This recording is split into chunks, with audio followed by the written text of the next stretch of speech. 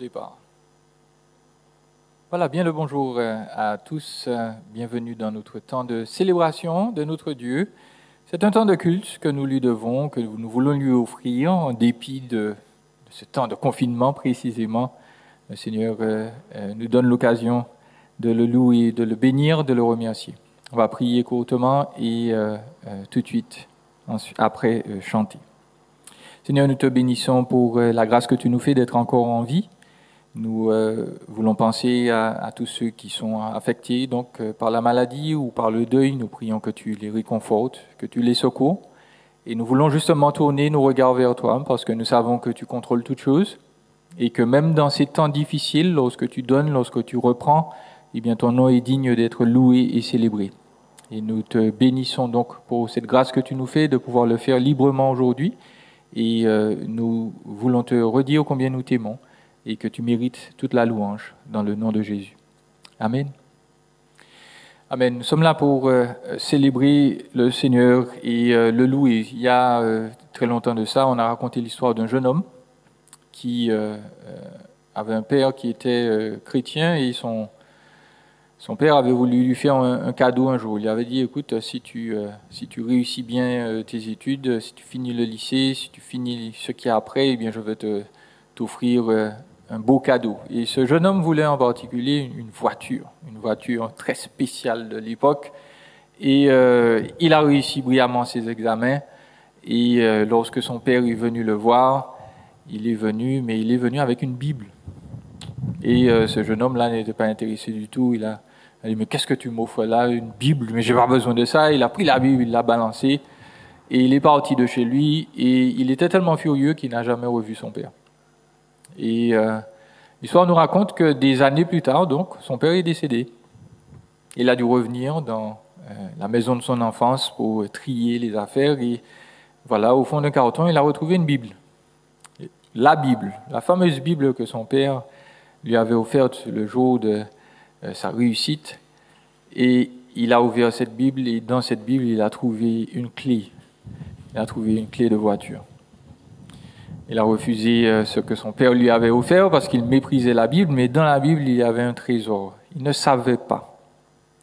Et souvent, donc, cette histoire illustre le proverbe qu'on dit en français, « Si jeunesse savait, si vieillesse pouvait ». Si on savait, on aurait peut-être fait les choses différemment. Et la Bible nous pose parfois la même question, ou plutôt nous dit la même chose. Si tu savais ce que j'ai en réserve pour toi. Jésus, par exemple, s'est adressé à la femme samaritaine et il lui a dit, si tu connaissais, si tu savais le don de Dieu et la personne qui te parle, eh bien tu lui aurais demandé et il t'aurait donné de l'eau de la vie. Et puis l'apôtre Paul nous dit que aucun œil n'a vu, aucune oreille n'a entendu, ce n'est pas monté au cœur de l'homme ce que Dieu a préparé pour ceux qui l'aiment. Si nous savions, souvent, on aurait mieux négocié les choses de la vie, on aurait été moins colérique, moins triste, parce que Dieu a en réserve de belles et de bonnes choses pour nous. Et donc, nous allons célébrer notre Dieu autour de ce thème. Si nous savions, et puis on va pouvoir se reposer en paix, parce que précisément, même quand on ne sait pas tout, Dieu est digne de confiance. Repose en paix, et je me confie en toi.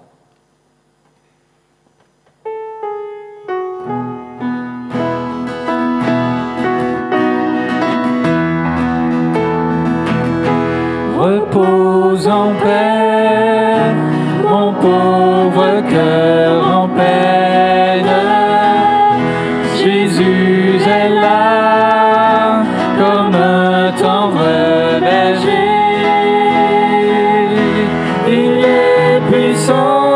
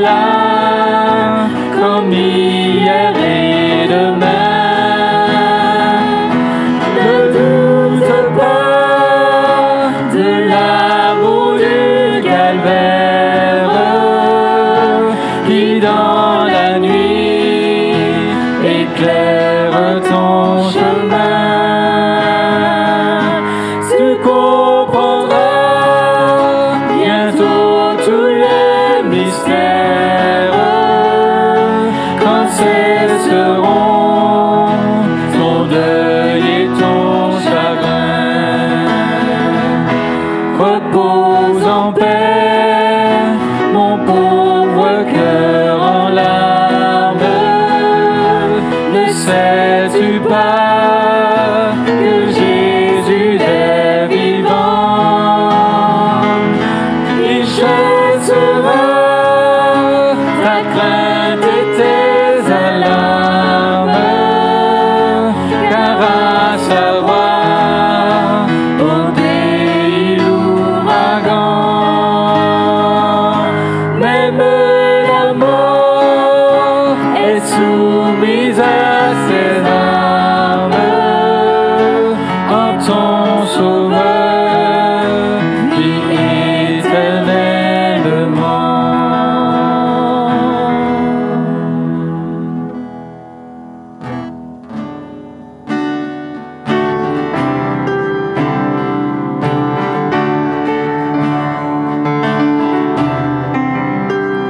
Je me confie en toi. Je sais que tu es mon Dieu.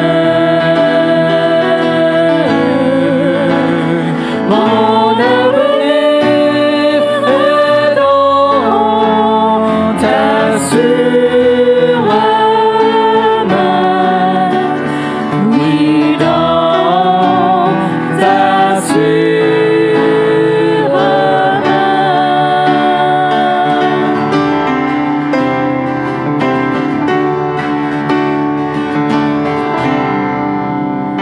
Je te bénis, Seigneur. Tu es mon puissant sauveur.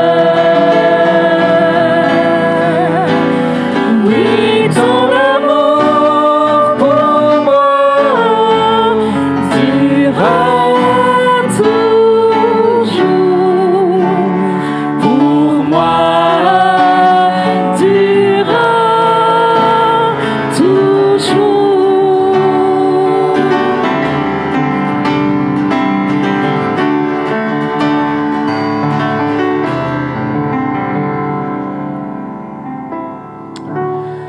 Jésus nous dit encore plusieurs fois que nous pouvons lui faire confiance et que lui nous donne des certitudes. Dans 1 Jean au chapitre 2, verset 3, il nous dit « Si nous gardons les commandements de Christ, eh bien, nous savons que par là même, nous l'avons connu. » Et puis dans 1 Jean 4, toujours, verset 13, il nous est dit « Nous reconnaissons, nous savons que nous demeurons en lui et qu'il demeure en nous parce que nous avons en nous son esprit. » La vie chrétienne, ce n'est pas simplement se dire « si nous savions », c'est se reposer sur Christ et avoir cette assurance. Nous savons qu'il est venu pour nous, nous savons qu'il a donné sa vie pour nous, nous avons confiance dans l'avenir et nous sommes en paix. Et c'est ce que nous allons chanter ensemble. Oh, la paix que Jésus donne, le Seigneur est si bon vers nous et puis surtout, nous pouvons nous réjouir parce que nous savons que nous l'aimons.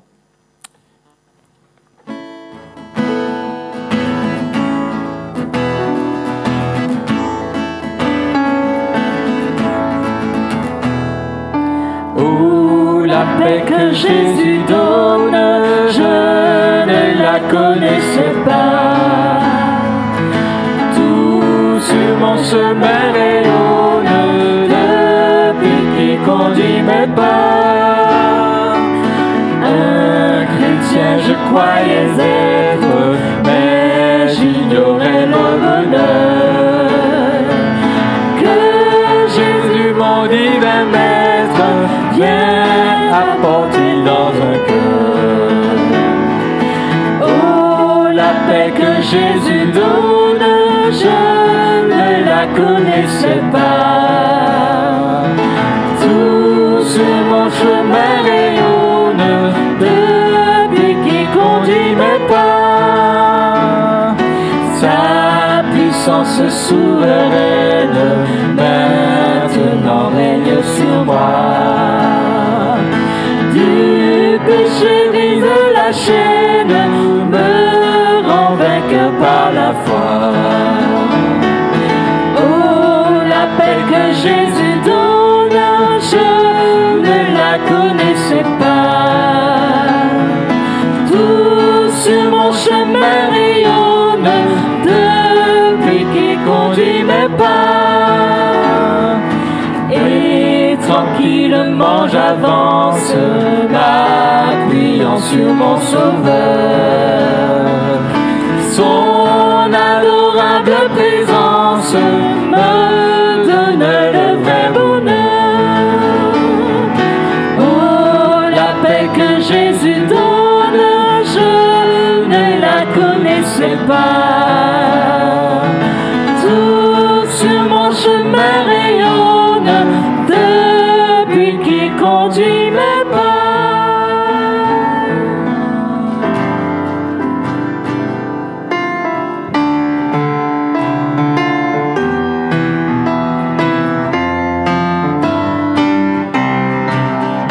Mon Dieu est si bon, il prend bien soin de moi. Ce Dieu plein d'amour, sais-tu qu'il pense à toi? Il voudrait t'aider dans tes difficultés. Ne tarde pas, viens à lui tel que tu es. Je sais si bien ce qui te semble lourd, qui te fait mal, te trouble chaque jour. Il connaît tes chagrins, ta peur du lendemain. Il veut que tout concourt à notre bien.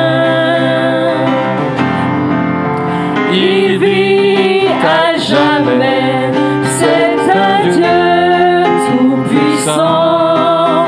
Il te répondra, viens à lui simplement. Quand tout semble droit, triste et désespéré, sais-tu que là-haut tu n'es pas oublié? Dieu sait si bien ce qui te semble lourd, qui te fait mal, te trouble chaque jour. Il connaît tes chagrins, ta peur du lendemain. Il veut que tout concourt à notre bien. Mon Dieu t'aidera, il conduira tes pas. Si tu veux marcher, appuyé sur son bras, alors ne crains plus, en lui sois affermi. Il accomplira tout ce qu'il a promis. Dieu sait si bien ce qui te semble lourd, qui te fait mal, te trouble chaque jour. Il connaît tes chagrins, ta peur du lendemain. Il veut que tout concourt à notre bien. Il veut que tout concourt à notre bien. Nous avons la certitude que Dieu nous aime. Et même si tout s'effondre autour de nous, il sera toujours là. Il nous aimera toujours. À la croix.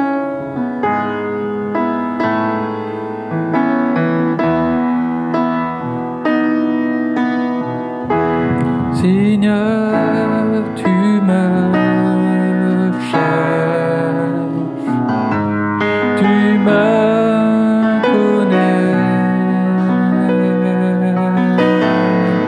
Si je t'oublie, je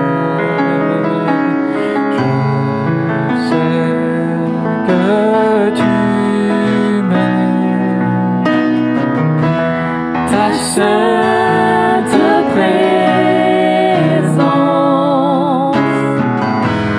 elle m'environne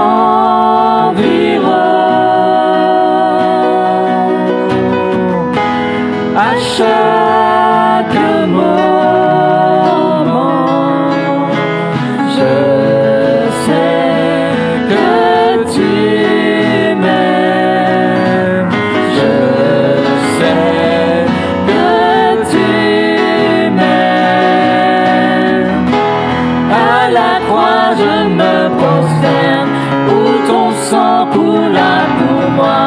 Aucun amour n'est plus grand. Tu as gagné sur la mort, ta gloire remplit les lieux très hauts. Rien ne peut nous séparer. Tu marches devant moi, tu gardes mes pas, ta main me soutient. Je sais que tu m'aimes. Je sais que tu m'aimes.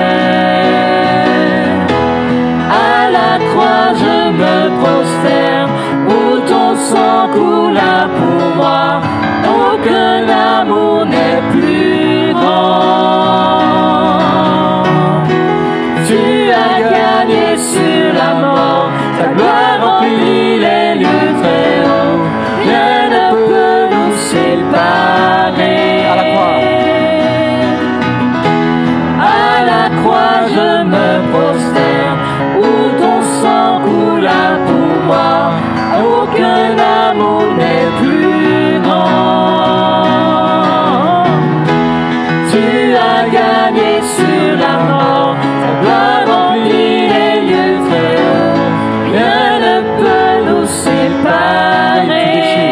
Tu déchires le voile, tu traces un chemin,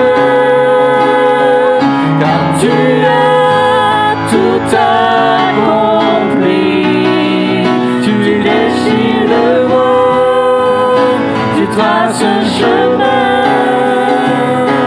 car tu as tout accompli.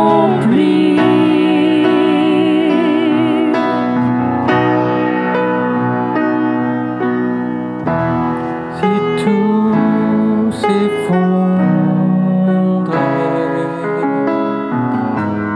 devant mes yeux,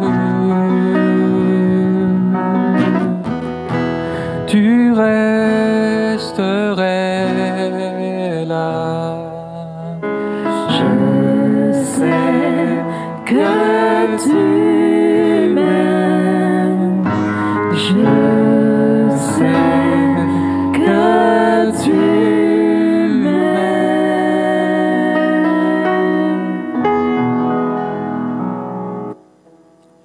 Prions. Nous te remercions, Seigneur, pour les certitudes que tu nous donnes dans les temps de troubles et de difficultés. Nous savons que nous pouvons compter sur toi. Tu es là avec nous et tu nous aimes d'un amour éternel. Merci. Amen.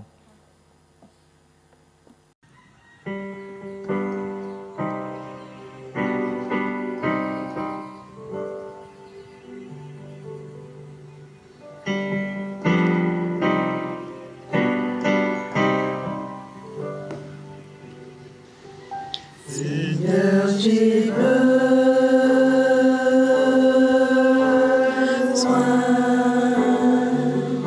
de grâce et de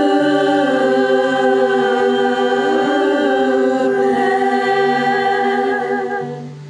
Conduis-moi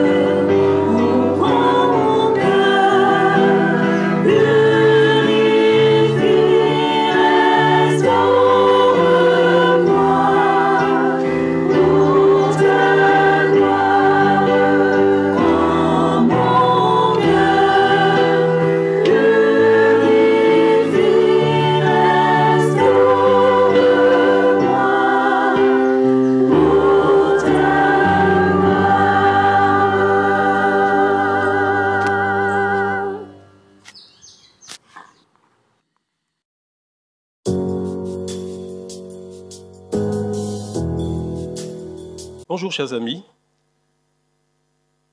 Ce matin, j'aimerais faire 2 lectures avec vous. La première lecture, nous allons donc la faire dans le livre le plus lu de la Bible. Il s'agit du livre des psaumes, le psaume 4, qui sera notre première lecture. Et il nous a dit donc au verset 6 du psaume 4, « Beaucoup disent, qui nous fera voir le bonheur ? Fais briller la lumière de ton visage sur nous, Éternel.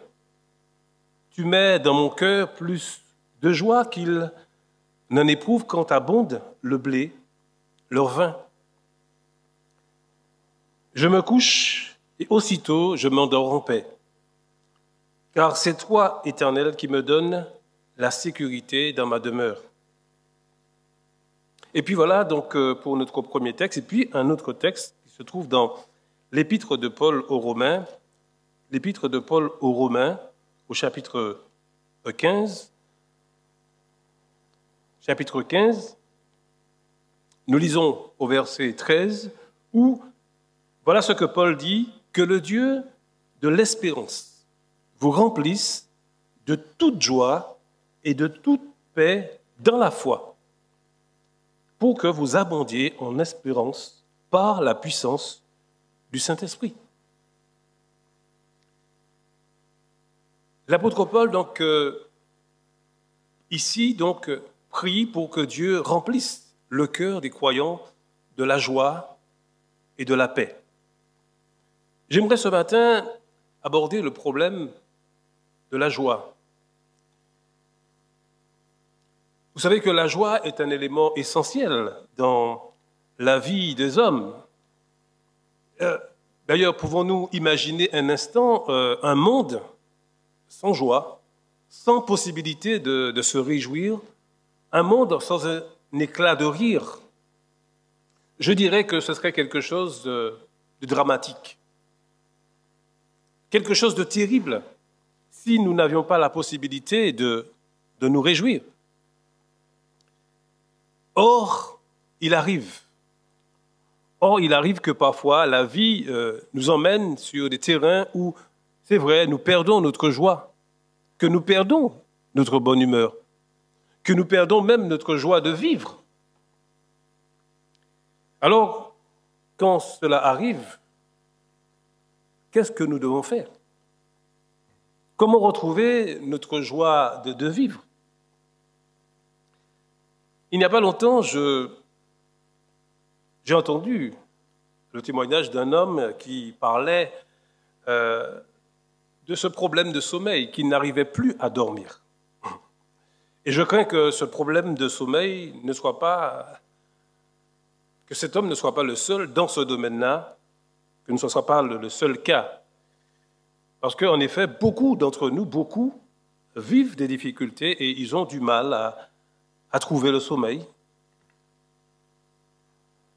Alors j'aimerais donc ce matin, au travers de la parole de Dieu, vous aider à voir comment la Bible nous permet de voir les éléments pour que nous retrouvions et que nous-mêmes nous gardions notre joie. Vous savez, comme moi-même, que nous sommes actuellement dans une des périodes les plus particulières, les plus difficiles, et ce n'est pas étonnant que dans tel contexte, de perdre sa bonne humeur, sa joie. Parce qu'en ce moment, il y a tellement de choses, tellement de choses qui peuvent nous enlever notre joie. Et quel problème frustrant que de voir des situations se dégrader au fur et à mesure avec le sentiment d'impuissance. Et je pense à ces millions de personnes actuellement, ces millions de gens qui perdent des années de travail, des gens qui ont travaillé pendant des années, qui avaient un revenu, qui avaient une vie confortable, et qui, en un mois, en quelques jours, se retrouvent sans ressources, se retrouvent au chômage, sans possibilité de se projeter financièrement dans l'avenir. Ce sont forcément des situations décourageantes et qui créent parfois beaucoup de stress, beaucoup d'angoisse. Cette épidémie, chers amis, que nous connaissons actuellement, a considérablement, il faut le dire, modifié l'attitude des gens, modifié la vie même des gens. Et le pire, c'est qu'il se peut que le virus, d'après ce que l'on dit, inflige encore plus de dommages et à une proportion incalculée. Et parfois, dans telle situation, comment justement retrouver le sourire, la joie de vivre, si on a le sentiment, parfois même, que les choses sont extrêmement plus complexes que cela. Le psaume dit, beaucoup disent, qui nous fera voir le bonheur? Comme le psalmiste, beaucoup s'interrogent sur, c'est vrai, les jours à venir, qui semblent des plus compliqués. Et peut-être même un hypothétique retour, comme disait quelqu'un, à la normale. Et c'est vrai que devant une situation similaire, le psalmiste fait quelque chose des plus étonnants. Eh bien, il s'en remet à Dieu. Il rappelle que c'est Dieu qui est l'auteur de toute joie et même la source de toute joie. Dieu, dit-il, est la source de toute joie. Tu mets dans mon cœur plus de joie qu'au temps de la moisson, qu'au temps du vin. Dans ce passage, chers amis, nous pouvons découvrir que sa joie de vivre et que sa tranquillité, puisque le psalmiste nous dit qu'aussitôt il s'endort dans la sécurité. Aussitôt je me couche et je m'endors, car toi seul, ô Dieu, tu es ma sécurité. Beaucoup d'entre nous sont tendus, crispés, parce qu'ils s'accrochent parfois même à des choses qu'ils estiment à tort indispensables. Et Jésus d'ailleurs a dit à ce sujet que la vie d'un homme ne dépend pas de ses biens. Et fut-il même dans l'abondance. Fut-il même dans l'abondance. Nous sommes dans une société, chers amis, où nous avons tendance à définir notre valeur, la valeur d'un homme, la valeur d'un individu en fonction de la quantité de ses biens. Et beaucoup d'entre nous s'appuient souvent sur ce qu'ils possèdent. Mais c'est une erreur, car Jésus nous rappelle que la vie d'un homme ne dépend pas de ses biens, fût-il dans l'abondance. Notre vie, notre valeur aux yeux de Dieu, c'est plus que l'argent. Oui, d'ailleurs Jésus le disait. Plus que la nourriture, plus que la voiture, plus que nos maisons, que nos biens. Oui, la vie, dit Jésus, n'est-elle pas plus que le manger, plus que le boire, plus que les vêtements? Dans le livre du prophète Jérémie, c'est le prophète qui rappelle au peuple de Dieu d'abord, c'est vrai, dans son chapitre 9, Jérémie chapitre 9, verset 23, il dit « Ainsi parle l'Éternel, que le sage ne se glorifie pas de sa sagesse, que le fort ne se glorifie pas de sa force, que le riche ne se glorifie pas de sa richesse, mais que celui qui veut se glorifier, d'avoir de l'intelligence et de me connaître, de savoir que je suis l'Éternel qui exerce la bonté, le droit et la justice sur la terre. Car c'est à cela que je prends plaisir, dit l'Éternel. » Oui, chers amis, le prophète rappelle de la part de Dieu que celui qui connaît Dieu, celui qui l'honore même, c'est l'une des choses les plus belles. Celui qui le connaît, parce que celui qui connaît l'Éternel, qui connaît Dieu, qui l'honore, possède la chose finalement la plus importante, la plus noble, l'une des choses, si je dirais, c'est la chose la plus précieuse, de connaître l'Éternel. Il nous a dit que Dieu donc exerce sa bienveillance envers celui qui le connaît. Et celui qui se sait aimé de ce Dieu est en mesure, et on le sait, de vivre sereinement, même dans les moments les plus complexes, les plus difficiles de sa vie. La question que nous pouvons nous poser, la question que nous devons nous poser, c'est: connaissons-nous le Dieu de la Bible? Connaissez-vous le Dieu de la Bible? Si oui, vous le connaissez, alors vous pensez, et c'est sûr que Dieu travaille en notre faveur. Et la Bible dit que le Dieu de l'Écriture, eh bien, c'est un Dieu qui ne dort pas. Dieu ne dort pas. D'ailleurs, c'est ce que Jésus disait, faisait remarquer à ceux qui pensaient que Dieu se reposait, mais en réalité, oui, il s'est reposé de ses œuvres, mais en réalité, Dieu ne dort jamais. Il ne dort jamais, il ne se fatigue jamais, selon le prophète Ésaïe. Donc, Dieu travaille. Celui qui sait qu'il est aimé de Dieu est en mesure, c'est vrai, de vivre les événements de la vie plus sereinement, dans la tranquillité, car Dieu est sa force. Dieu est même sa tranquillité, parce qu'il peut se reposer sur Dieu. D'ailleurs, c'est ce que nous dit le psalmiste au chapitre 4. C'est ce qu'il dit. Quand il dit au verset 6, « Plusieurs disent qu'il nous fera voir le bonheur. Fais lever sur nous la lumière de ta face, ô Éternel. Tu mets dans mon cœur plus de joie qu'ils n'en ont quand abondent le fromage et leur mou. Je me couche et je m'endors en paix, car toi seul, ô Éternel, tu me donnes la sécurité dans ma demeure. »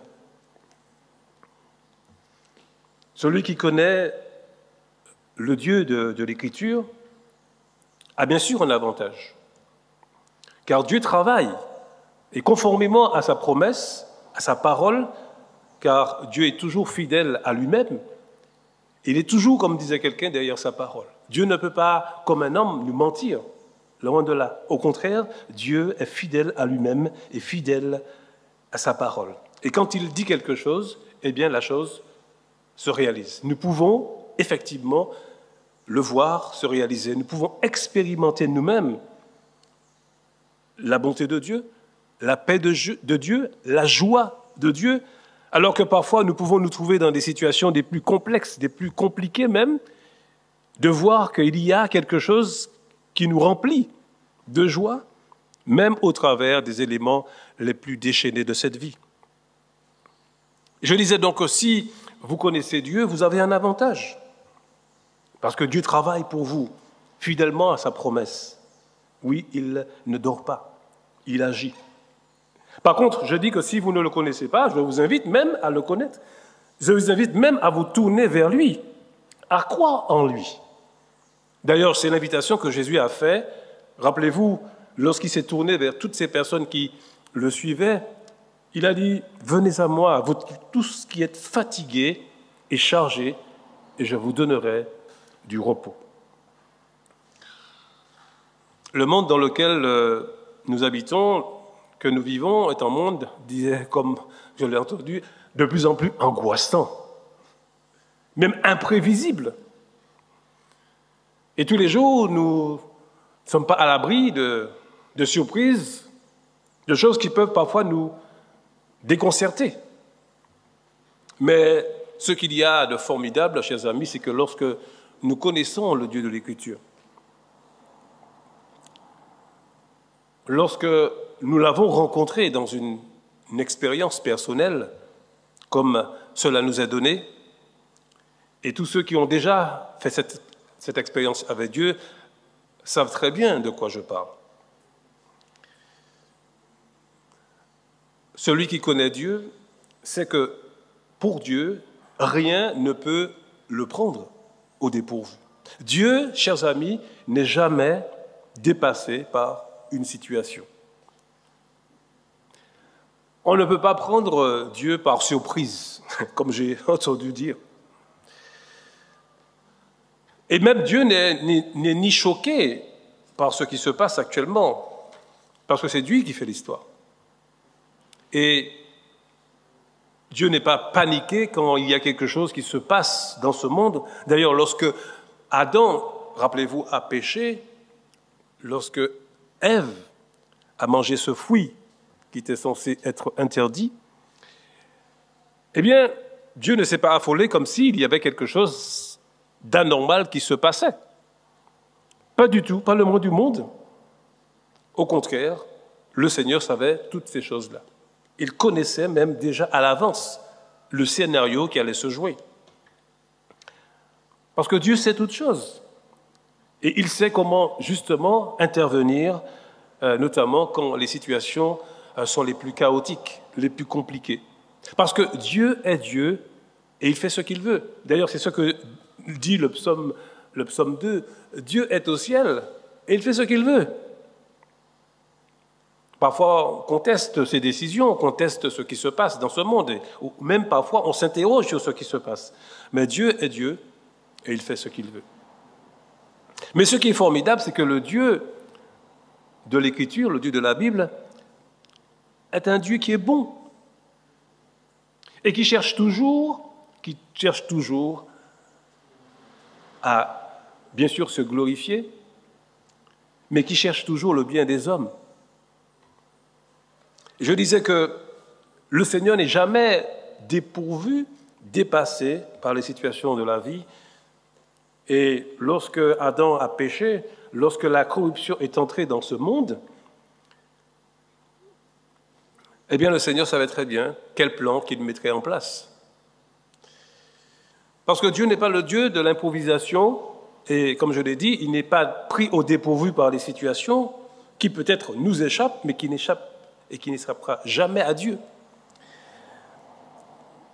Il y a des choses qui se sont passées dans l'Écriture, et tout au long de l'histoire de la Bible, lorsque nous regardons la trame de l'histoire biblique, nous voyons qu'au fil du temps, comment le Seigneur, il mettra en place un plan.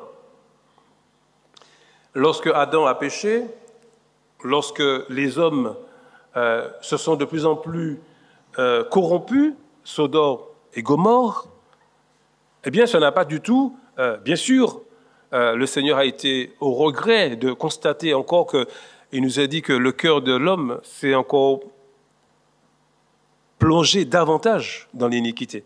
Mais Dieu connaissait déjà toutes ces choses-là. Dieu donc n'a pas été le moindre au monde dépassé donc par toutes ces choses-là. Même quand Jonas a décidé d'aller en contresens, au lieu d'aller à Ninive, il s'est rendu dans un autre pays. Le Seigneur le savait déjà. Parce que Dieu travaille et il a un plan et c'est en fonction de ces plans que les choses se réalisent. Et comme pour toujours, il l'établit, il y a, comme disait quelqu'un, une feuille de route. Il met en place des choses pour chacun même d'entre nous. Et le plan de Dieu, c'est un plan qui répond parfaitement à sa volonté. Or, nous savons que la volonté de Dieu, elle est bonne, elle est agréable, elle est parfaite, nous dit la Bible. Les plans que Dieu met en place, ce sont des plans qui sont précis, élaborés, et je dirais dans les moindres détails, en fonction de la chronologie des temps, et que seul lui connaît parfaitement les contours. La parole de Dieu, la Bible, affirme que Dieu forme, et c'est le prophète Jérémie qui le dit, Jérémie chapitre 29, au verset 11, Jérémie 29 au verset 11, qui rappelle à Israël, « Car je suis avec toi, dit le prophète. » Au verset 11, Car je connais, dit l'Éternel, les projets que j'ai formés sur vous. Projets de paix et non de malheur, afin de vous donner un avenir et de l'espérance. Afin de vous donner un avenir et de l'espérance. Il y a, c'est vrai, parfois des moments difficiles. Et même, je dirais, il est même très complexe de voir Dieu à l'œuvre quand les difficultés nous assaillent. Quand la maladie frappe à notre porte, n'est-ce pas? Quand la porte même, comme les éléments qui se déchaînent contre nous, comme cela a été le cas de Job. Et c'est vrai qu'en ce moment, s'il y a des choses que nous vivons, et je pense à ces millions de personnes, je le disais, qui se retrouvent avec des problèmes, des difficultés de chômage, de travail, de manger, de boire. Parfois, nous nous interrogeons sur ces choses-là. Et nous nous demandons, mais pourquoi Dieu permet-il ces choses-là? Pourquoi Dieu laisse faire ces choses-là? Eh bien, chers amis, ce que nous pouvons dire, c'est que pour Dieu, ce sont des occasions, oui, ce sont des occasions pour démontrer qui il est, pour démontrer sa puissance, pour démontrer sa grandeur. Parce que Dieu est capable, oui, car Dieu est capable de nous faire sortir des situations des plus dramatiques. Jésus l'a dit que ce qui est impossible aux hommes est possible à Dieu. Ce qui est impossible aux hommes est possible à Dieu. Que Dieu est capable de faire sortir, d'ailleurs, du cœur le plus meurtri, le plus brisé, le plus abattu, eh bien, Dieu peut susciter dans ce même cœur de la joie, de l'amour, de la foi. Parce que Dieu est Dieu et il est capable de donner ces choses-là parce que c'est lui, nous rappelle l'auteur du psaume, qui est la source de toutes choses. Tout nous vient de lui et tout est à lui et pour lui, nous dit la Bible. Parfois, nous pouvons nous trouver dans les conditions les plus déplorables de notre vie, mais Dieu l'a rappelé. Et c'est ce que l'apôtre Paul rappelait, rappelez-vous, aux chrétiens, lorsqu'il s'adressait à eux, aux chrétiens de Rome, alors qu'ils traversaient des difficultés inimaginables. Eh bien, Paul leur rappelle que Dieu travaille, Dieu fait concourir toute chose, toute situation, toute circonstance. Oui, Dieu fait concourir toute chose à notre bien. Il y a des circonstances que nous vivons dans nos vies, mais qui sont des étapes que Dieu a placées sur la vie, sur notre vie, sur le chemin de notre vie. Et je dirais qu'aujourd'hui, alors que peut-être que nous avons perdu notre joie parce que nous sommes, c'est vrai, abattus par ces situations, je dis que sans doute que nous aimerions retrouver notre joie, de vivre notre paix. Eh bien, Dieu veut nous remplir de sa joie. Dieu veut nous remplir de sa paix. Nous pouvons garder sa joie, nous pouvons garder sa paix. Et je sais qu'actuellement, il se peut que nous sommes dans une situation où nous sommes complètement découragés et incapables par nous-mêmes de voir les choses d'un autre œil. Parfois, nous avons tendance à grossir les situations. Oui, peut-être nous avons même perdu notre joie. Mais je crois que la Bible et le psalmiste nous rappellent que nous ne devons pas craindre de confier notre avenir, qui est inconnu, au Dieu qui connaît toutes choses et qui sait tout à l'avance. Nous pouvons demander à Dieu, et c'est ce que le psalmiste a fait, il a dit « Fais briller ta face sur nous ». Oui, ô Dieu, fais briller ta face sur nous. En quelque sorte, c'est demander à Dieu d'éclairer la situation, de faire apparaître dans ces situations les plus troubles une lueur d'espoir Car seul toi, oui, toi seul, ô Seigneur, tu changes les situations. Oui, nous pouvons demander, comme le psalmiste, à voir les choses selon le cœur de Dieu, selon les yeux même du Seigneur. Nous pouvons demander au Seigneur de nous aider à surmonter ces situations qui nous stressent, nous angoissent, nous accablent. Et nous rappelant que Dieu est le Dieu qui est la source de toutes choses. Dans l'épître de Paul aux Romains, au chapitre 15, Romains chapitre 15, Paul formule ce vœu. Il dit que le Dieu de l'espérance,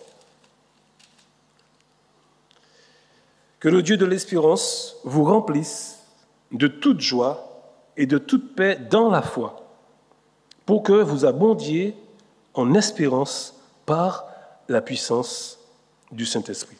Que le Dieu de l'espérance vous remplisse de toute joie et de toute paix dans la foi.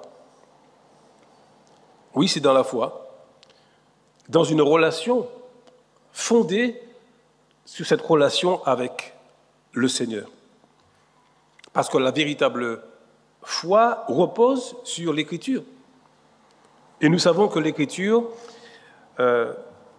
n'est simplement que ce que Dieu désire pour chacun d'entre nous.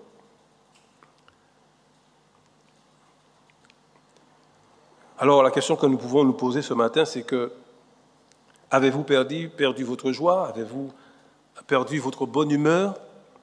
Est-ce que les circonstances de la vie actuellement, c'est vrai, vous angoissent? Alors, la Bible dit que nous pouvons donc compter, nous pouvons nous approcher. D'ailleurs, c'est ce que l'auteur aux Hébreux fait comme recours. Il dit que nous pouvons nous approcher avec assurance auprès du trône de la grâce afin que nous puissions trouver secours au temps opportun. Dieu connaît, nous connaît parfaitement. Et il sait actuellement ce que nous vivons. Il connaît même tout ce qu'il y a au plus profond de notre cœur et qui fait que parfois nous sommes dans ces situations où, c'est vrai, où nous perdions notre joie. Mais Dieu n'est pas dépassé, chers amis. Nous pouvons aller à lui. Nous pouvons nous tourner vers lui. Et je dirais que même il attend que nous venions simplement à lui. Oui, comme Jésus l'a dit, venez à moi. Oui, venez à moi. Et je dirais que la chose que nous devons faire, c'est justement que nous n'avons simplement qu'à aller vers lui. Parfois, les solutions que Dieu nous donne sont des solutions, je dirais, très simples. C'est d'abord nous tourner vers lui dans un esprit d'humilité, d'un esprit où nous reconnaissons qu'à nous seuls, nous ne pourrions pas nous en sortir et que nous avons besoin justement de celui qui est notre Créateur finalement et qui est l'auteur de toutes choses. C'est Dieu qui donne. Alors demandons-lui ce qui nous manque, ce qui nous fait défaut actuellement. Et Dieu peut nous donner, peut nous remplir de sa joie. De sorte que cette joie nous habite, au point même de ne plus la perdre, parce que cette joie, elle vient de celui qui est l'auteur de toutes choses. Jésus, d'ailleurs, l'a dit à ses disciples avant de partir. Rappelez-vous que les disciples s'inquiétaient pour Jésus, mais Jésus leur a dit de ne pas s'inquiéter pour lui. Et dans le chapitre 16, au verset 22, voilà ce qu'il leur dit. Je vous donne aussi ces paroles, dit Jésus. C'est vrai qu'actuellement vous êtes triste, mais vous me verrez, et votre cœur se réjouira, et nul ne vous ravira votre joie. Nul ne vous ravira votre joie. Et c'est vrai que la présence du Seigneur dans notre vie, c'est quelque chose d'extraordinaire. Et je pense que si vous l'avez, je m'adresse bien sûr au peuple de Dieu, je me dis que nous sommes l'un des peuples les plus heureux parce que nous connaissons celui qui est l'auteur de toute joie. Et si l'auteur de toute joie habite en nous et au cœur même de notre vie, je ne dis pas que nous n'avons pas de difficultés, d'ailleurs Jésus l'a rappelé, la vie chrétienne, c'est vrai, n'est pas un... Dieu ne nous leurre pas sur la vie chrétienne. Parfois, certains croyants pensent que parce qu'on est devenu chrétien, nous sommes immunisés contre le coronavirus. Nous ne sommes pas immunisés.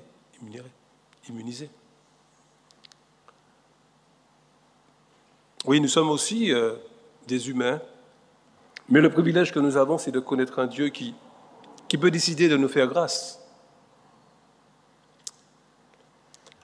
Et ce que nous devons toujours demander à Dieu, c'est vrai, parfois nous demandons à Dieu de nous guérir, de nous délivrer, mais pourquoi nous ne demandons pas à Dieu d'utiliser notre maladie, d'utiliser notre problème pour se glorifier?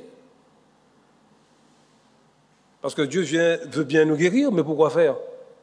Il veut toujours se glorifier. Il veut toujours utiliser quelque chose pour sa gloire et son honneur. Dieu veut utiliser actuellement cette situation pour se glorifier dans ta vie. Et si tu comprends que cette situation que tu vis, eh bien Dieu veut l'utiliser pour que tu lui rendes gloire, que tu le glorifies, alors là, il y a des choses qui se passeront dans ta vie. Alors que le Seigneur te bénisse, vous bénisse en ce matin. Et nous pouvons nous rappeler que c'est vrai, la vie, les épreuves que parfois nous vivons, parce que nous sommes justement dans un monde qui est bouleversé. Mais notre privilège, c'est que nous pouvons choisir un Dieu qui donne la paix, un Dieu qui donne la joie. Nous pouvons choisir de nous appuyer, de fonder notre vie sur ce Dieu-là et d'être sûr que jamais ce Dieu-là ne nous fera défaut. Parce que Dieu est fidèle à sa parole. Le psaume 4, j'aimerais relire ce passage, qui est une assurance, où le psaume nous dit qu'il peut maintenant s'endormir.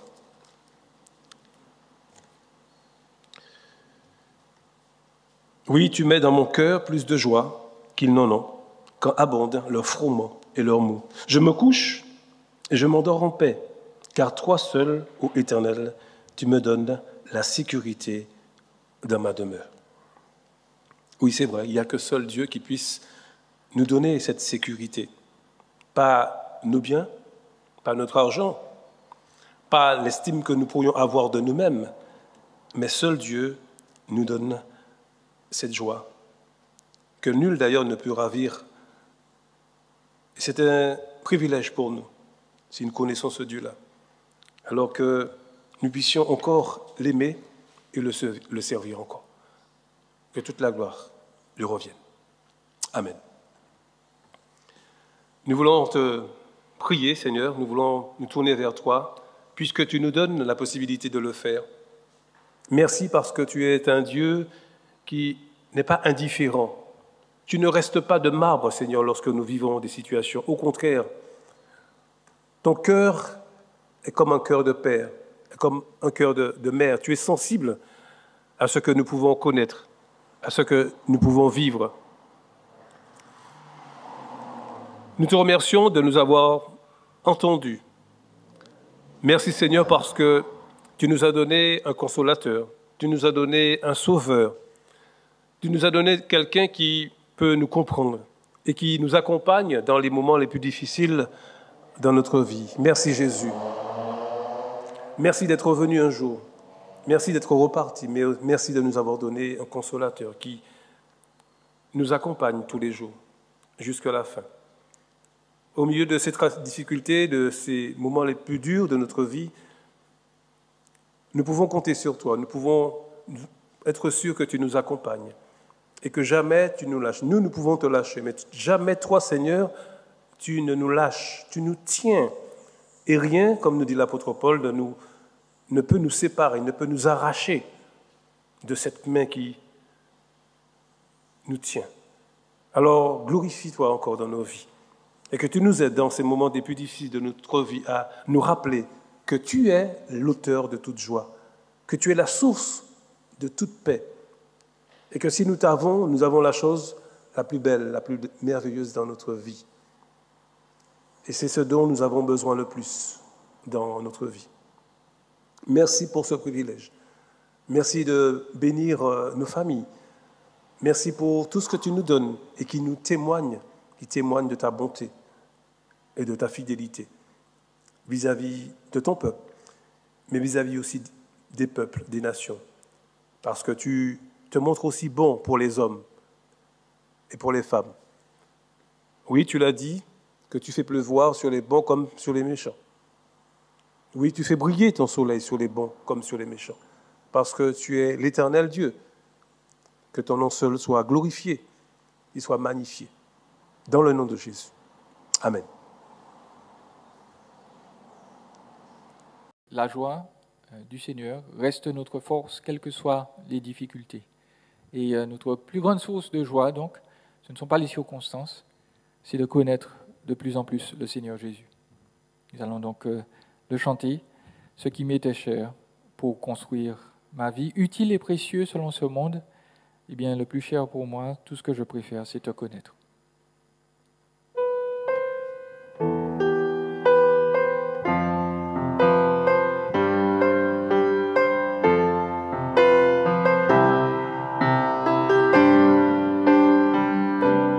Ce qui m'était cher pour construire ma vie, utile et précieux selon ce monde.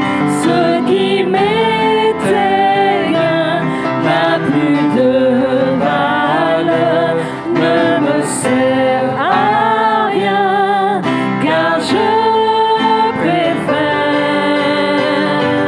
te connaître, Jésus, te connaître, il n'est rien de meilleur. Sois mon Dieu, mon seul bien, ma vraie joie et ma justice. Ô Seigneur, je t'aime.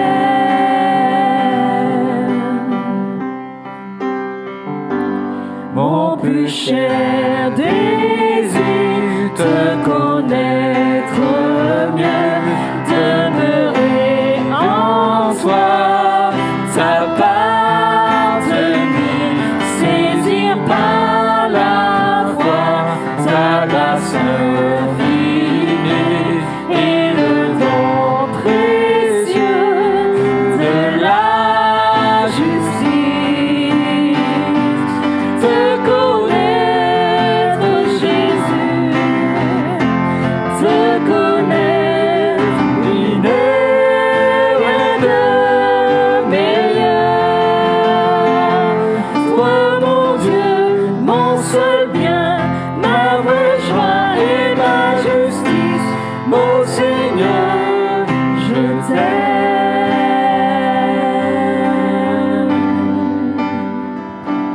Vivre de ta vie de résurrection, communier Jésus à ta souffrance, devenir conforme à toi dans l'amour et vivre avec toi l'éternité. Te connaître, Jésus, te connaître, il n'est rien de meilleur. Toi,